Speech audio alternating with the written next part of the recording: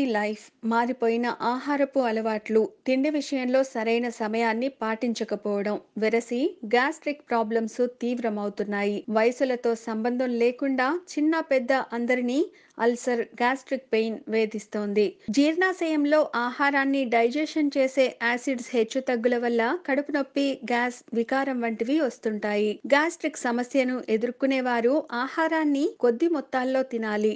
అది కూడా రోజుకు ఎక్కువ సార్లు తీసుకోవాలి. నెమ్మదిగా తినాలి. ఆహారాన్ని బాగా నమిలి తినాలి. మింగరాదు. బబుల్ గమ్ నమలడం, గట్టి క్యాండీలు తినడం, చప్పరించడం, స్ట్రాతో తాగడం మానేయాలి. పొగ త్రాగడం మానేయాలి. ఎందుకంటే సిగరెట్ తాగే సమయంలో పొగతో పాటు జీర్ణావయవాల్లోని మ్యూకస్ పొరలను రేగేలా చేసి గ్యాస్ ని కలిగిస్తుంది. ఇక ఈ సమస్యను వంటింట్లో ఉండే సులభమైన పదార్థాలను వినియోగించి తగ్గించుకోవచ్చు.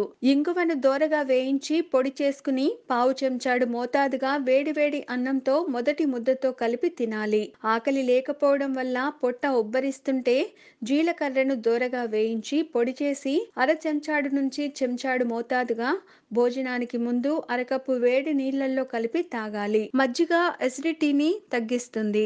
ఎసిడిటీ వల్ల కడుపు నొప్పి, గ్యాస్ వంటి వాటిని చాలా సమర్థంగా తరిమి కొట్టే సామర్థ్యం మజ్జిగకుంది. ఒక స్పూన్ మెంతులను నానబెట్టి మెత్తని పేస్టుగా చేసి గ్లాసు మజ్జిగలో కలిపి తాగాలి. అదనపు రుచి కోసం కొంచెం నల్ల మిరియాల పొడి, కొత్తిమీర కలపొచ్చు. దాల్చిన చెక్క జీర్ణ ఆరోగ్యానికి చాలా మంచిది. ఇది సహజ ఆమ్ల హారినిగా పనిచేస్తుంది. ఆరోగ్య సూత్ర అనే ఛానల్ ద్వారా మీకున్న సమస్యలు గాని, మీకున్న అనేక రకమైన అపోహలు గాని తొలగించుకోవాలి అనుకుంటే సింపుల్ గా మా ఛానల్ ని సబ్స్క్రైబ్ చేసుకోండి. మా ఛానల్ పేరు తెలుసుగా,